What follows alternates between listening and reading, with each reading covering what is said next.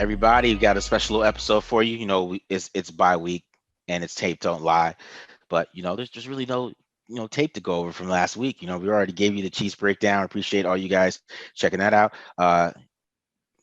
Tape don't lie is here at the Mark John NFL on Twitter. Just want to introduce myself. If it's your first time here, first time checking us out. Then we got my man BD at BD Williams 18. Check him out on Twitter as well. Welcome to Tape Don't Lie. And we're happy to have you back. And this week we're gonna do a special little mailbag episode we got here. That Getting the listeners, our loyal followers. We appreciate you guys. Trying to show you some love on this episode. Hopefully we can answer some of your questions the way that you wanted or the way that you envisioned. But yeah, we really appreciate you throwing us some questions here. It's a good way to get you guys involved in the yeah, show. and like I said, we always appreciate all the subscribers that we get. Appreciate you guys checking out BD's breakdown of David Irving. If you're watching this, go ahead check that out for sure. If go ahead check out the draft breakdown, Christian Baremore. Definitely it's stud DT. Definitely want to check him out. So if we definitely appreciate all you guys listening to us, and this is how we want to show you love. So definitely appreciate it. So Marcus, how you feeling, man? I see you got a little haircut going I on. got a little haircut, bro, for the first time since March, bro. I guess this is my first time with a haircut You had the in a COVID long hair, time. is what you're telling me. Yeah, yeah. You know what I'm saying? So you have a gift and a curse. Your gift is you have a full head of hair, unlike Mhm. me, right? Yeah, But then your curse is you got to do something about it. Me, I exactly. just bick my whole thing. You know what I'm saying? I just you know. It's easy. I got a lot of hair, man. I don't want to shave it off, dog. Yeah, I got a No, lot you of it. shouldn't. Keep it as long as you can. Trust me. You Trust know me. what I'm saying? So, yeah, bro. So, what we got today? We got definitely some good fan questions. Do offense and defense. So, definitely want to check this out, guys. Like I said, subscribe. Hit the subscribe button, please. You know what I mean? Let's Let's get this jump into going. it. You want to go first? You want me to go first? Yeah. How about you go first? That's fine. So first question from Shock the World. He says, "How is Abram done in coverage in comparison to someone like Jamal Adams?" I'll just answer the first question. I don't want to claim to be an expert on every single NFL player. I only have so much time in the day outside of my normal job, my day job, and being a husband and a father. So I can't crunch all the Jamal Adams film, even though that'd be pretty fun. But I'll just talk about John Abram in coverage. Now, something that I've noticed so far this year, he hasn't been like lights out in coverage. Here he is in cover three. He has the hook zone in a cover three. Okay, and they kind of attack him with this. I guess what would you call this? I call this drive follow. What passing concept do you call this, That is Marcus? dry. Is dry follow, bro.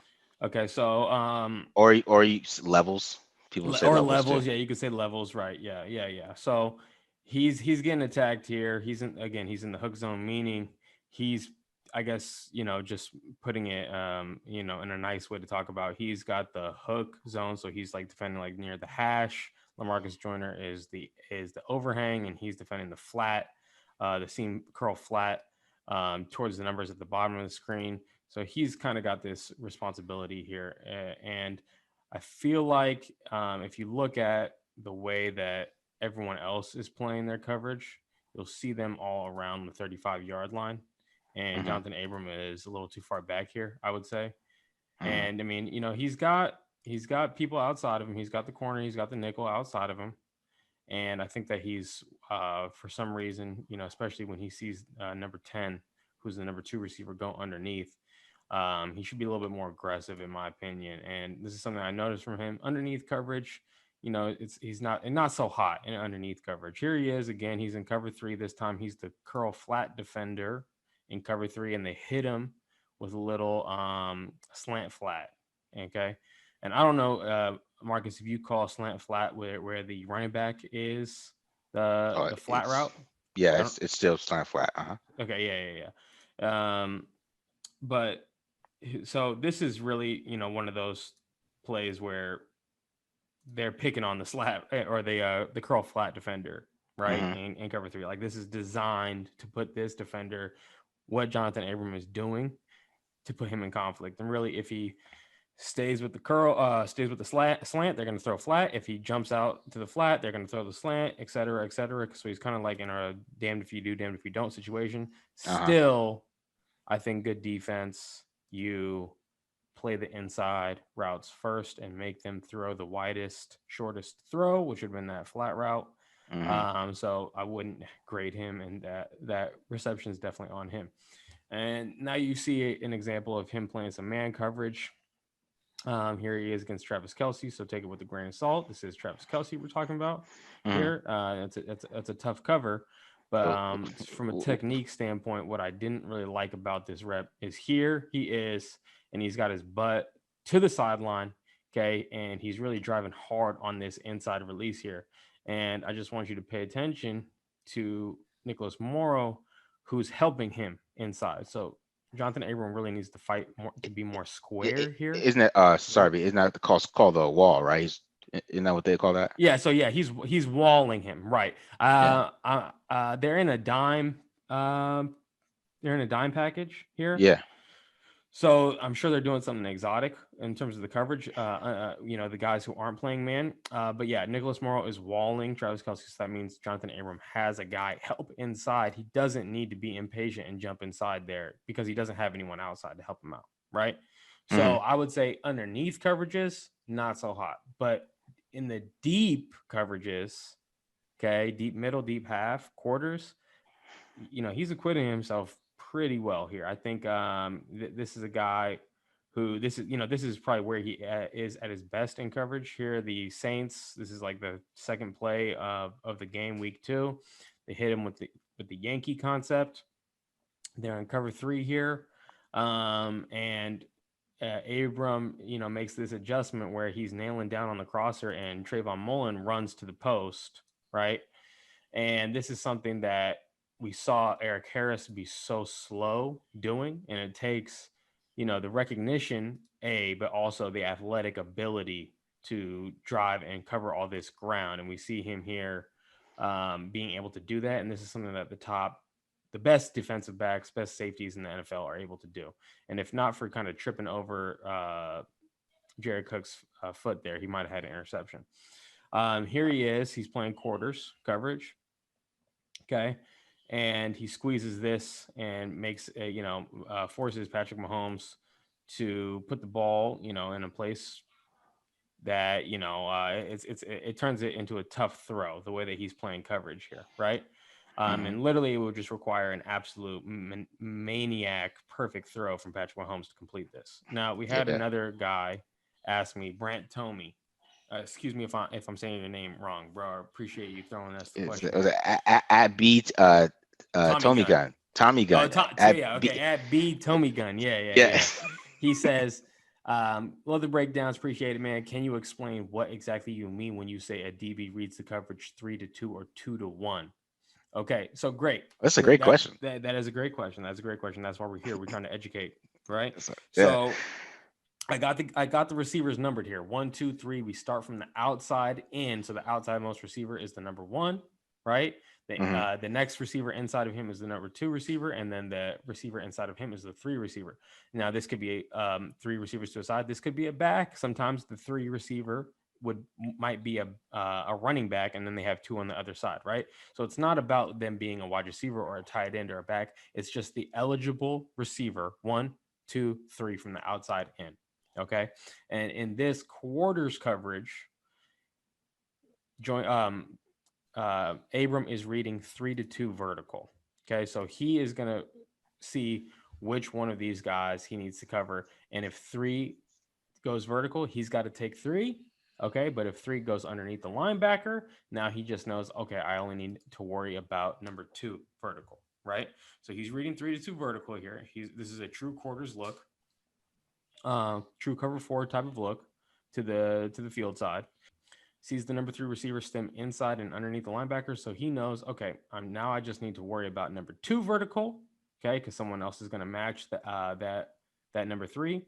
And what I love about this, his work in coverage here, okay, even though he doesn't get a pass breakup, okay, is his positioning on this ball, okay, prevents Patrick Mahomes from throwing it inside and away from the leverage of the corner and allowing Tyreek Hill to just make a great adjustment downfield. Okay. There's really only one place, and he has to throw now down the numbers. And again, makes it a very difficult throw for Patrick Mahomes, right? Mhm. This is another example of a deep downfield coverage. This time they're playing cover two. Okay, that means that he needs to get to his landmark, which would be the numbers in the NFL. It's the numbers when you see safeties playing cover two in the NFL, they need to bail, get depth, and get to the numbers. The inside number of the numbers. And what happens here is Tyreek Hill has a really just disgusting, nasty route here. Okay, where he stems inside. Okay, he goes to the corner and then he breaks that back towards the middle. Might call that a Dino route, a shake route, whatever you want to call it. And we see because Abram has to be here, he has to be at the bottom of the numbers. Okay, he now is put in a predicament because the majority of, I would say, defensive backs in the NFL, if this is the spacing where they're like 5-6 yards away from Tyreek Hill running even, this is a bad situation to be in. But Abram has the recovery speed. Okay, even though the ball is thrown short a little bit, he doesn't panic and plays through the catch point, which is another thing that great DBs do. So Jonathan Abram underneath coverage, not so hot. He's still learning, still developing, but the deep stuff, okay, this is an area where he's really excelling, and it's helping the defense not give up so many big plays, I would say. Mhm. The next thing is I'd love a breakdown of Gunther's blitzes, types, success rates, yards, first downs, and analysis on why they suck. LOL. Okay. Um, Great question. And this one spoke to me. So this is why I picked you, Casey. I appreciate you following, man. So let's check it out. This is don't ask me where I got that. But this is an example of the Raiders in what they call cheat backer single. Okay. So this is just, without getting too jargony here, this is a single high blitz, man to man. And instead of Corey Littleton now being the rat defender, and if you listen to this podcast, you watch this, we've talk about guys being a rat defender. Instead of him being a low hole player in the middle, he's just going to blitz. Okay. And this is one of their most commonly used blitzes, sending Corey Littleton. And if you're wondering, why this is not a super effective one, I mean, I just so happened to show an incompletion here, but certainly could have been a completion. And again, there's no low hole defender to kind of take these away. And I think that when the pressure isn't getting there and the quarterback can just make a throw, I think taking the defender out of coverage isn't necessarily the best way to create pressure. Okay. And another one, this is basically a strong safety blitz. Uh, Hopefully we don't get this video taken down because that, Marcus, my bad, bro. But this is another very commonly called blitz for the Raiders. Now that Jonathan Abram is in the lineup, they're using him as a blitzer a lot. Okay. And this is a common, both of these blitzes that I just showed you, the cover one, the single high man coverage blitzes, are things that they like to use on rundowns a lot. Okay. And so we see here, we got 5 eligible receivers. Everyone has man to man on a guy. And Jonathan Abram, instead of taking someone man to man, or again, instead of playing the low hole or manning the tight end, he's going to blitz off the edge here. Okay. And again, this is commonly used in run situations. Okay. And again, it helps out here when we got a little bootleg action. Jonathan Abram can chase down Cam Newton. I think maybe for a minimal gain. Cam Newton fought for some extra yardage there at the end. Right. Um, and we can look at it from here. What I like about this call, and the Raiders have a lot of different ways to adjust depending on if they have a 2-man surface, meaning they have a guard and a tackle, or if they're on a tight end side. So this time we're going to see them doing it to the open side where there's just a guard and tackle. There's no tight end. Okay. And Hankins and Cleveland Furl are going to slant across the face of their man. Again, they're not probably going to get a lot of rush on this. It's commonly used in run situations. So you could say it is a run blitz. All right. But it helps them to stop the run. Okay, this is another example in the same game of them using the same call, strong safety blitz, man coverage across the board. And I think that the reason why we're seeing more of this than we have in the past is really because of Corey Littleton. He has man on the tight end here. And if we're talking about sending Carl Joseph, but then asking to hear Whitehead to cover a tight end man to man, right? I think that that's probably not something Paul Gunther was probably willing to do very much of, unless they felt like the tight end wasn't very good. So this year, I think that we're going to see this kind of play call. And again, I'm showing the most common blitzes that Paul Gunther uses. Okay, this one was a stop. So yeah, and again, this time they're doing it to the strength of the formation. So the three technique is on the same side. Before it was Jonathan Hankins on the same side as the blitz. Now it's a three technique. And so we see a slightly different blitz path here. And these are all going to be calls and adjustments that are made to the same call. Paul Gunther is going to call the same thing. Okay. But then it's up to the linebackers and Abram to communicate, okay, this is what the call is to, it's built into the blitz, the adjustment to the blitz. And this time, Malik Collins heads upfield, and instead of slanting across the tackle's face, Cleveland Farrell is going to do what's called a long stick and get into the A gap and try to rush through the A gap on this one. So again, this is the same call, but it's just an adjustment depending on if the three technique is on the side of the blitz or not. Okay. This is the second most commonly used blitz package, and this is just one of the examples. Okay. The Raiders call this Magic Silver, and really it just means that they're playing a trap blitz on one side. Okay. And then they're either playing a deep half coverage with this corner, or they're playing man to man on the backside. All right. And this is a third down package for the Raiders. And in this one, this is an adjustment that they call a shake, where they're going to send both the strong safety and the nickel off the edge. Okay. And so again, they're playing trap coverage to the passing strength, and they're playing man coverage away from the passing strength. All right. Very common. Like, this is the next commonly used blitz, but this is not a run blitz at all. This is a pass blitz. Okay. The point of this is to confuse quarterbacks, get them thinking different things, and try to take the ball away, especially with that corner trapping the out of number two. Okay. And we'll see the blitz path here.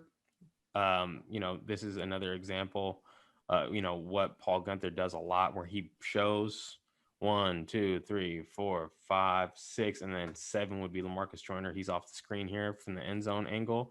And he's only sending a handful of these guys, right? And one thing that I went on Twitter and I talked about this before,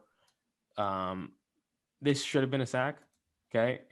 And the reason why it wasn't a sack is because Jonathan Abram needs to blitz underneath the back and make this back choose. Am I going to block Joyner, or am I going to block Abram and put him in a bind? Okay. Instead, what Jonathan Abram does is he tries to give a little juke, a little hesitation, a little spin, and the back ends up blocking both of those guys. Trust me, this is not the way that it's supposed to work. Jonathan Abram needs to declare, okay, and LaMarcus Joyner needs to fit off of him, and one needs to go under and one needs to go around the back. And so Abram could have gotten a sack there, or Joyner could have gotten a sack there if it was executed correctly. All right. So this just goes to, when they're asking why do Paul Gunther's blitzes suck, there's a lot of adjustments that come with this. Okay. So again, we're in this trap coverage to the field, magic silver blitz package that they call it. And at first when I saw this, I was like, I think there must have been a mistake here, because Usually this is only a 5-man blitz, and the Raiders ended up sending, I think, 6 or 7 people here. And I think a couple things happen here. So first of all, Abram is at the bottom of the screen, and in this Magic Silver package, they are blitzing from the field. Okay, and I could not find anything in the resources that I have. Again, don't ask me how I found those. I could not find anything in the resources that I have that had an example of this blitz package, someone blitzing from the boundary. So I don't think that Abram should be blitzing here. I think that that is a mistake. Okay, and the next thing is there's an alert also built into this blitz package where if LaMarcus Joyner sees the back release, he needs to take him, and he doesn't there. So I think that a couple things went wrong in with this iteration of this blitz package. And again, this kind of thing, there's a lot of adjustments. It depends on the formation, depends on the personnel, it depends on, is the back on your side, is the back away from you, do you have a tight end on your side? There's a lot that goes into it. So there's a lot of if thens in this blitz package. So I think that that's why it's hard for these guys to consistently stay on the same page, and we often see blown coverages when the Raiders are blitzing. Okay, so the next question, from my guy Casey, he's asked he wanted to know the numbers. So I crunched the numbers from the charting that I've done. Single high blitzes, those are those first group of blitzes that we saw. They had a success rate, meaning it resulted in a stop, a run stop, or a screen stop, okay, or an incomplete pass. Unfortunately, none of these blitzes have yielded a sack. None of these blitzes have yielded an interception. So those would have been in this calculation as well if there were any data there for me, but unfortunately there hasn't been. So they had a success rate of 44% of the time. So less than half the percent of the time when Paul Gunther calls these, they work. Okay. They gave up a completion percentage of 70%, which I think we talked about. There's no low hold defender. It makes it a little easier, especially if you're not getting a good pass rush for the QB to make a completion there. It's just taking a guy out of coverage, right? And then they had a first down rate of 40.7% of the time. So, speaks for itself. 40% of the time when the Raiders called a single high blitz, it resulted in a first down, which is probably not the greatest metric, but it's a little skewed, I would say 40%, because they do call this in run situations, 3rd and 1s, right? So I think that that's why it looks like, that first down percentage is so high. Now the trap blitzes, the magic silver blitzes that we were talking about at the end there, they had a little better success rate. Again, no sacks, unfortunately, no interceptions, but they still had a success rate, meaning they either resulted in an incomplete pass or a run stop. Okay, 53.8% of the time. They had a completion percentage of 62.5%, and a first down rate of 38.4%. Again, this is a 3rd and long blitz. So I do think that 38.4% of third and longs, you would probably want to see that a little lower, right? So yeah, that's what I got from you guys. That's what I was able to crunch there. Yeah, but that was actually fun to do. So thanks for asking those questions. I hope when you see this, if you do get a chance to tune in, I hope that answered your questions. And that was some good stuff, man. You busted out the playbooks on them. You busted. I have no idea what you're talking about.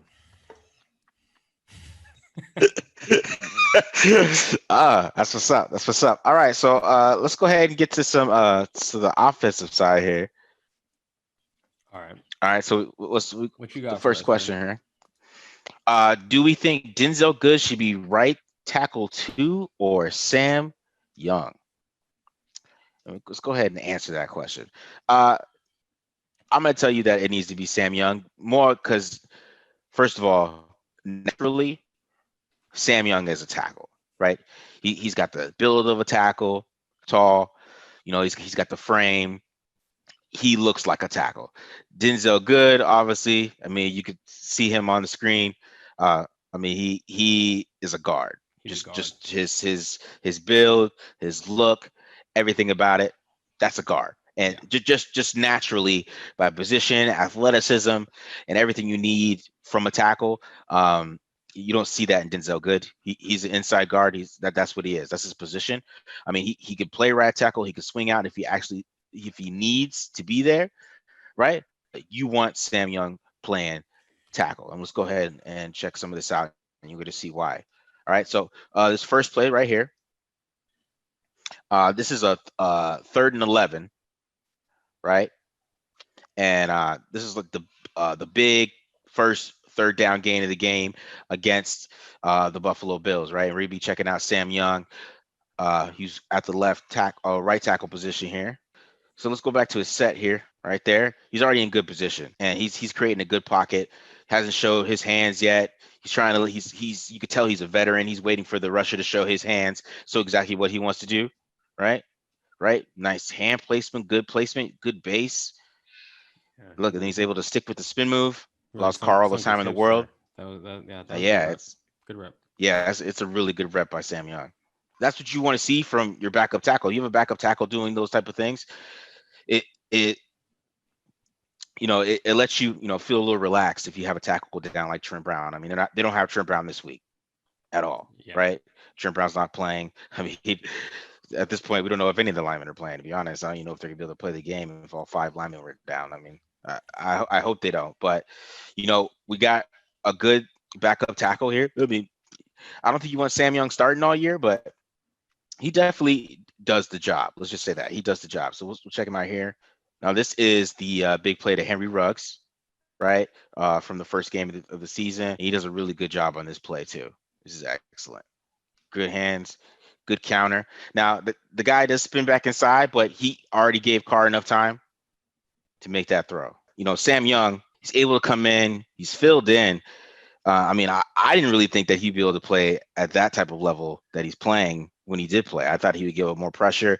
I mean, he really hasn't given up that much pressure at all this season. I mean, he's been beat a couple times, but he's been very steady, and it looks like he's fit right in. You could tell why he was able to beat out Brendan Parker very easily. Hmm. I mean, Brendan Parker hasn't even seen the field. I mean, we got Denzel Good out there, which we're about to see, who just doesn't have the same quickness out of his stance that you will see from Sam Young. So it's a totally different player, right? Like I said, he is a guard. He should be inside, and he doesn't have the kick step. He doesn't have the ability to get to a set, right, or even deal with speed rushers. Denzel Good, he really struggled with speed rushers. You saw it in both games that he played, and he really struggled this game against the Patriots. I mean, the Patriots were basically ate him alive. I mean, that's what Chase Winovich is about to do right here, right? And that's missing Sam Young. I mean, made a big difference in this game, because this is a play that ends up in a fumble, which was a Hmm. big play in the game. I mean, it was about 3-3 at this point.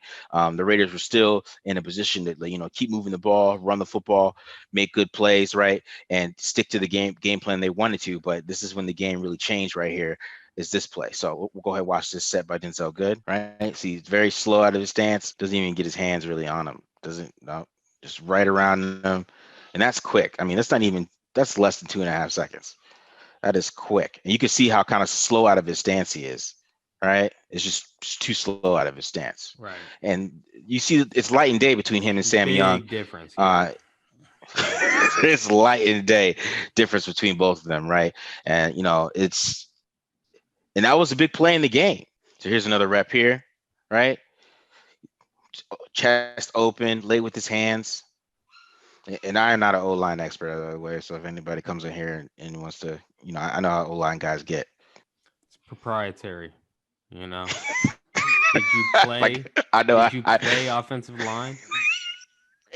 no, I just want to get that out there. All right, but you can already see his chest is open. That's where 90's going right away, right? His hands are wide. He's not punching. They always coach for your hands to be inside when you punch into the inside the chest plate. I mean, that's always what they coach, right? And you could already tell his feet are. I don't know what he's doing with his feet here. I mean, he's lucky that 90's not he's not facing like Khalil Mack here, because I think he would be getting fully embarrassed with this type of technique. Yeah. He's lucky he's facing number 90, who's still able to get inside, use a long arm, and push and force Carr to get rid of the ball. Yeah, exactly. I mean, he is a I mean, he's a guard, man. I mean, Right. there's no really other way to look at it. He is a guard. So, um, I- it, you play Sam Young if you're a backup. I mean, that's all you can really think about is playing him. And if you have to play Denzel good, it's gonna be a long day. It's not gonna be really a good day. It's But an it's more emergency. disappointing about Brandon Parker, right? I mean, that's what we really should be talking about. Is like, why is Brandon Parker still on this roster? Is there's not another tackle they could get somewhere that they could find Yeah. that Why they is he could on the pick up Why is he on the or roster if something he's like not going that? to play? Right. Yeah,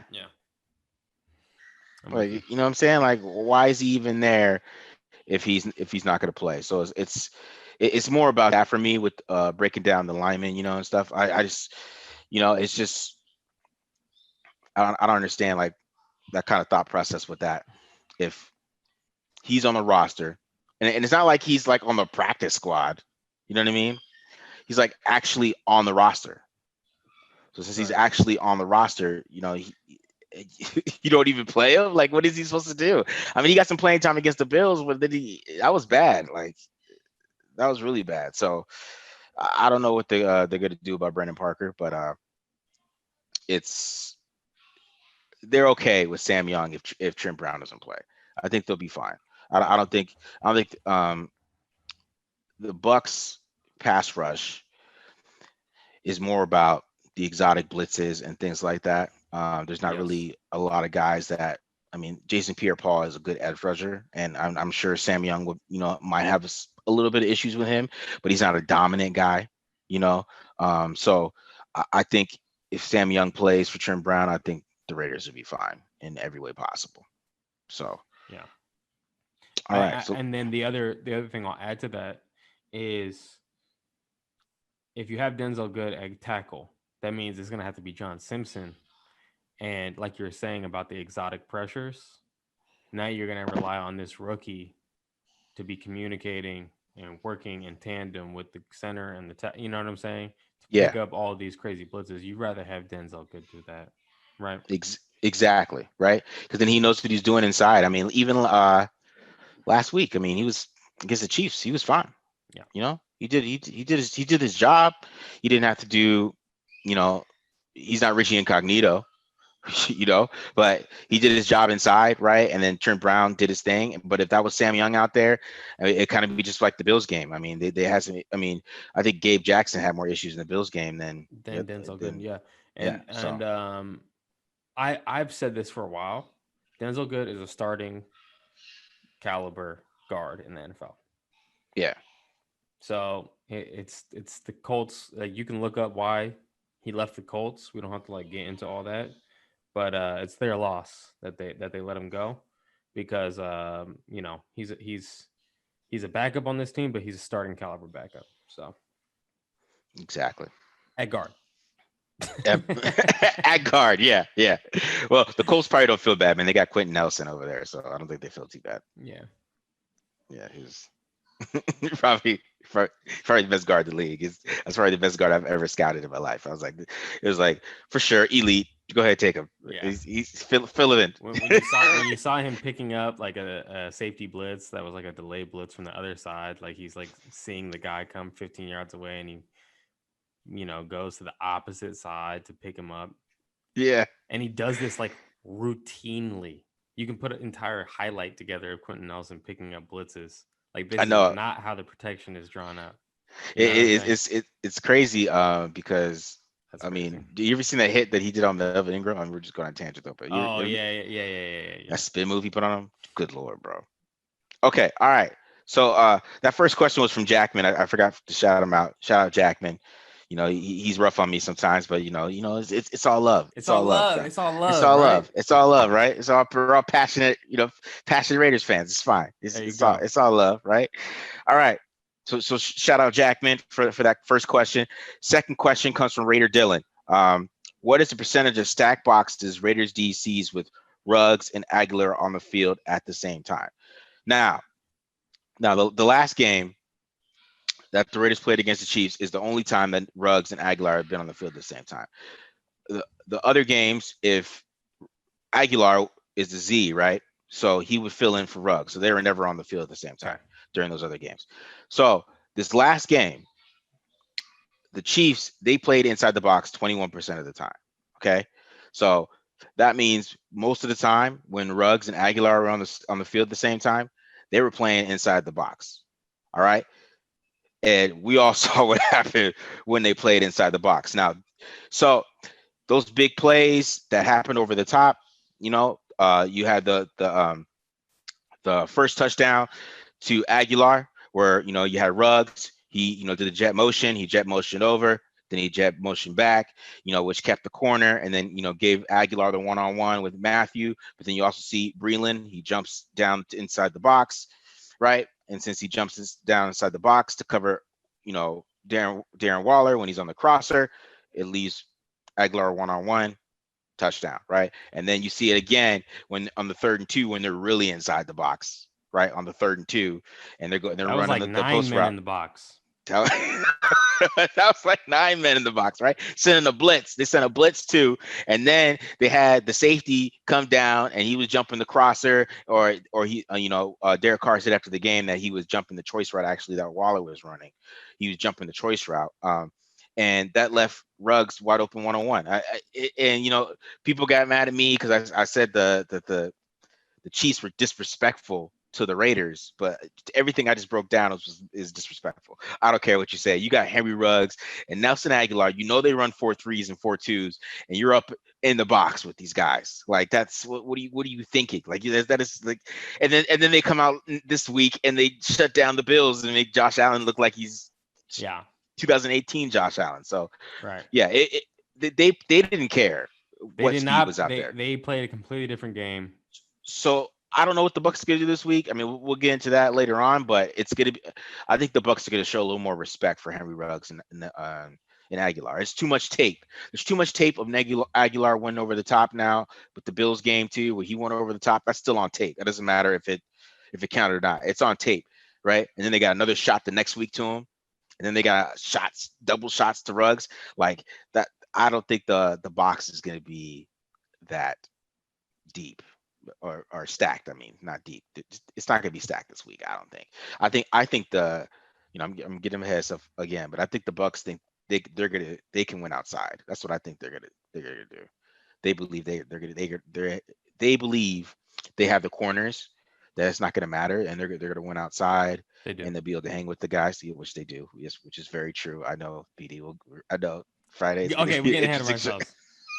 Yeah, Carson Davis. That might be the best corner in the NFL right now. Yeah, and then Put Dean ain't no joke either. the straps on Devontae Adams. Okay. Whoa. And he's been balling like that all year. Okay, yeah. I'm sorry, we're getting ahead of ourselves. Yeah. I mean that's what I think. I think that they think that they got Levante David, they got Devin White. We'll be fine with those two guys. We'll be able to stop the run with them, and we'll be able to play outside and win. And I don't think they're gonna stack the box this week. I think they're gonna be trying to stop the deep ball, and they're gonna make Derek have to probably check down a lot. I think. Not, I mean, not. I'm not, and don't take that the wrong way, guys. That's just natural quarterback progression. Okay, Yeah, we'll see. nothing We'll open see deep. Yeah, how it shakes out. yeah, But we'll save that for the preview show. yeah. Let's let's just answer some of these other questions. Okay. I apologize in advance. Anyone who submitted a question, if we didn't get to it to show you the video evidence, I apologize. I think some of the things we have talked about on previous shows, so we'll start there. Yeah. Unknown, WeBay78. He says from an interview or two, we heard that the line was told to rush more instead of contain versus Kansas City. Would this point to the defensive line doing that? What they're told, uh, or just Kansas City having a weaker offensive line? Okay, so I think that the offensive line issues are something that Kansas City is having an issue with. I also think that it doesn't help when they have a quarterback who has a tendency of holding the ball a lot and also running out of the pocket, because now you're blocking, thinking that, if you're offensive lineman, you're blocking thinking that the quarterback's in the pocket, but then he escapes. Mm-hmm. It changes, and you're not able to see it, and the defensive line can see it. So I do think that they have some pass blocking issues. I don't think it's all on the offensive line.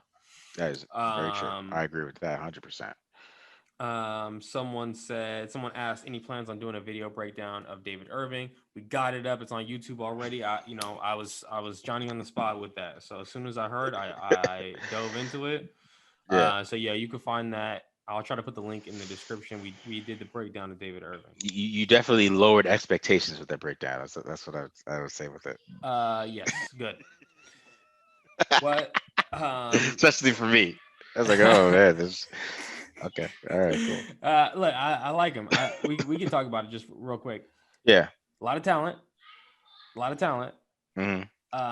He's not a very refined guy, and he's been out of football for 2 years. So we know that the technique, it was already poor before, and now he's not in practice, right? Hmm. Just temper your expectations. I would not be shocked at all. Like I would actually be surprised if he was activated and had more than like 2 sacks. I'd be shocked, honestly. Okay.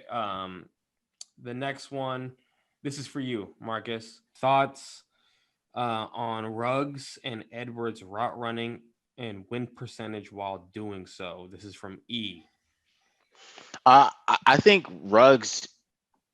I think he's struggling a little bit with his winning on intermediate routes right now. I think a couple of his out routes, he got separation a little bit late, and him and Derek Carr are off right now. I think he's struggling on those routes for sure. I mean, and also a slant route that he ran against the Saints too on the little dragon that they like to run slant flat. He had little issues with Marshawn Lattimore, being pressed, right? But I mean, he was hurt that game though, so I kind of tossed that to the side. But I think as an intermediate route runner, I still think he's really good. I still think he has a lot of potential. I just think he's just got to learn what the NFL and how guys are playing him, right? I mean, I think that's a big thing for any rookie wide receiver because they're facing press coverages they've never seen before, so they have to adjust to that type of stuff because. And the way corners play in the NFL is not how corners play in college. It's like it is an adjustment for them. So Yes. I will say that I mean he does need to work on his intermediate and short routes a little bit, but deep, I mean he's already got it. I mean he knows how to run deep routes for sure. I think he's tracked the ball a little bit better than I was giving him credit for at first. I mean I think that the Chiefs game kind of changed my mind about the way he was able to I track actually the want ball to and make talk to you plays. about that. I haven't got a chance to talk to you about that. Okay, so Okay. that touchdown, okay, Hmm. deep. When he's running in stride, he's running, the post, and instead of catching the ball, pinkies together, he turns the hand over and goes thumbs together to catch it. And Yeah. I just thought that that's like a really weird angle. Like he made the level of difficulty for that catch like 5 times harder than it needed to be when he could have just like caught it in stride and just ran. See, it's interesting. It's interesting that you say that because that's how I caught every single deep ball at Alabama, basically.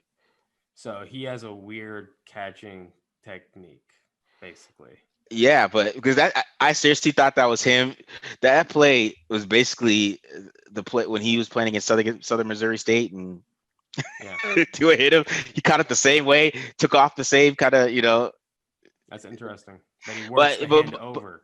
yeah, but it was more about like the first play is more That to first one, me yeah, when he's the contested catch, right? Yeah, that, because the tracking on that, because I know a lot of people like to say that's a bad ball, right? But you hear a quarterback guy break it down, he won't say that's a bad ball because it really wasn't. I mean, because based on where the safety was and where Derek Carr threw it, I mean that was a tight window. But Ruggs was able to track it perfectly, and he just snatched it out of the air. So I think deep. I mean, it's gonna be hard to stop him right now on deep routes and post routes and stuff like that. It's not gonna be easy for anybody to do it.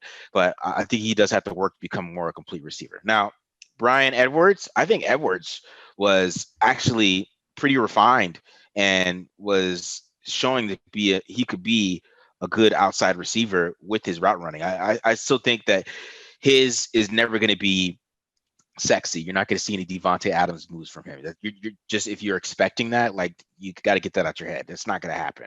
But he's going to run with power and physicality. He's going to be strong. And you hear the PFF guys like you can't win like that in the NFL. But we've already seen it. You see the Saints game, bro. Like he wasn't really open, but that was his ball. You know what I mean? Mhm. Like it's more about his build, the way he wins, and then he was killing on the dig routes on the Yankee concept on a couple. You showing some yak ability with him. So I think with him, it's going to be all about physicality. He was able to run some good routes against Stephon Gilmore too. Derek Carr didn't end up throwing him the ball, but he ran good routes against Gilmore. Was able to get separation against him. The ball just wasn't meant to go to him on those plays. And then of course, he won a couple times. It wasn't, like I said, it's not sexy. It's not going to be like, it's not Amari Cooper. It's not like, I shouldn't say that because that's bad. Nobody wants to hear me say Amari Cooper. But it's not Devontae Adams. It's Stephon Diggs. He's not going to be that, but he's going to be the more physical guy. So think like maybe like Kenny Galladay type of thing. Somebody like that who's going to be like a monster and kind of just make plays. You know what I mean? That's kind of how I feel about him. All right. Kenny Galladay would not be bad at all. You know what I mean? Like, because Kenny Galladay is not like a super excellent route runner, but he's gonna beast on you. You know what I mean? He's gonna beast. Yeah, that's kind of how I see Brian Edwards. Like, it's never gonna be like the highlight route running. It's like he's never gonna be like fully on receiver school or something like that, but on Twitter. But he's gonna be beasting somebody with the one-handed catch or just mossing someone. One thing I'll also add too is people are acting like Brian Edwards runs like 4.6s or something like that. Like the dude is plenty fast. He's so stop with all that. He's got some speed, bro. That just the play he got hurt on, bro. Like that whole sequence before he got hurt. Like I was like, bro, I was sad because like you could tell, you could tell he was like, okay, I can play in the NFL. Yeah. Right. He was beating Gilmore. He's like, okay. And I think him beating Gilmore was giving him confidence. And I really feel like that Patriots game would have been different if he was still in the game. I think they would have started. I think they came out in the second half like, let's feed Brian Edwards. And then he got hurt. And he got hurt. Then he got hurt. And then they had to go Zay Jones. They had to go Zay. You know what I mean? Like, so I really believe in Brian Edwards just from what I've seen, man. Like, even the Patriots game, because you could tell they were starting to feed him because that first comeback route where he won on the outside and that comeback route, I was like, okay, right? He's starting to feel it. He's like, okay, I can play in this league. Yeah, I'm ready. All right, I'll give you a lot of credit because I didn't think that we had enough of a sample size on Brian Edwards. Okay, but you just talked about quite a few plays there. So yeah, but they're standout. There's only 2 games, bro. He's only had targets for 2 games, but I'm telling you, like they're always like substantial targets too. That for the Saints one was a 3rd down. That's a substantial target. His comeback route against the Patriots that started the drive for them to score, you know what I mean? And then even the drive where they scored after halftime, he had the big 34-yard run, right? The catch and run. So yeah, I think there's a lot of like inside possession receiver, possession receiver in him. Like, and I think him and Ruggs are the perfect complement to each other. Yeah, for sure. As him, Ruggs, and Renfro, bro. That is a damn good receiving core for the future. If they all pan out. Yeah. I'm with you. Yeah.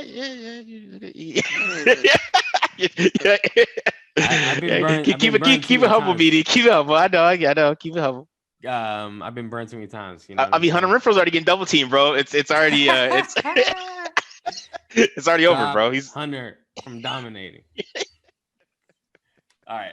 I think we got time for one more. Okay. Here. Perry Doherty. He says, "Hey BD, it'd be cool if you can do a breakdown about how often each of our defensive linemen gets double teamed and their respective success rates for single and double teams." All right, so Perry, you're giving me a lot of credit here, my man. I really appreciate.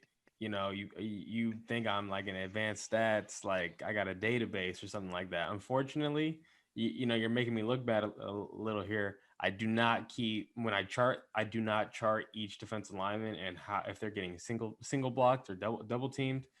So I couldn't even attempt to go through the film and try to figure that one out for you, bro. I would have to like literally rewatch every single snap from the beginning of the year to do that. So First, I appreciate you asking that question.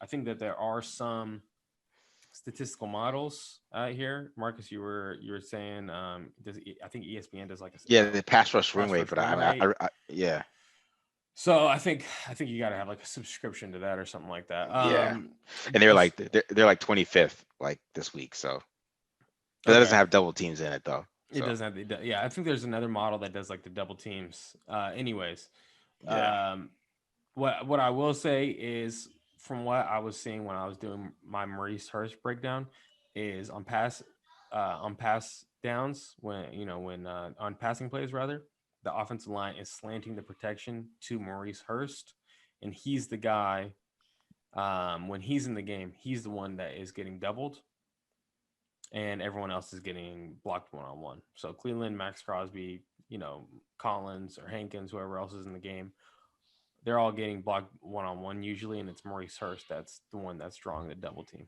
inside. that's I crazy. will say that. And as far as like win rate, I can't, again, because I don't chart like that, so I couldn't tell you for sure, what the win rate would be for Maurice Hurst. Um, so I'll just say, qualitatively, he does a really good job of winning against single team or against single block. But when he is getting doubled, I think he's got to continue in his development. Maurice Hurst continuing in his development to find those counters and what he needs to do to consistently beat those double teams. Yeah, Did not see a lot of success with Maurice Hurst beating double teams, mostly when he was just one on one. yeah, yeah. Okay, but when he's 1-on-1, is dangerous. I know that Right. for sure. All right, man. So I mean, that was a good little mailbag episode we had right there, man. I think that might be one of our best episodes, honestly. Yeah, I think so, man. You busted out the playbook, bro. I mean, yeah, I don't know. I sure did. I feel like you're trolling somebody with the playbook, bro. No, BD. I no, feel no, like. no, no. No, of course not.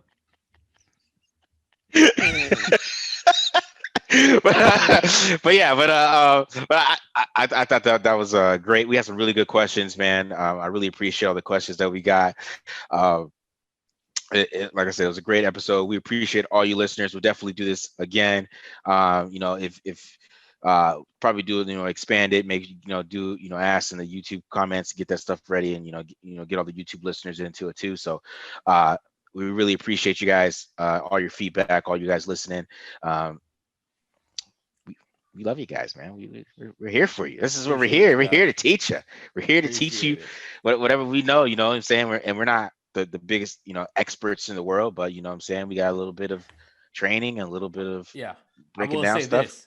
Yeah, This is a learning process, right? For everyone involved, if you're watching it, or yeah, just for us breaking it down, because there are times when I'm looking at things and I'm like, okay, wait, I have to figure out what this is because I'm going on, and I yeah, got so it's a learning process for all involved, definitely. And again, yeah, Marcus and I will not claim to be experts on any of it. If we were, we'd be working for an NFL team right now.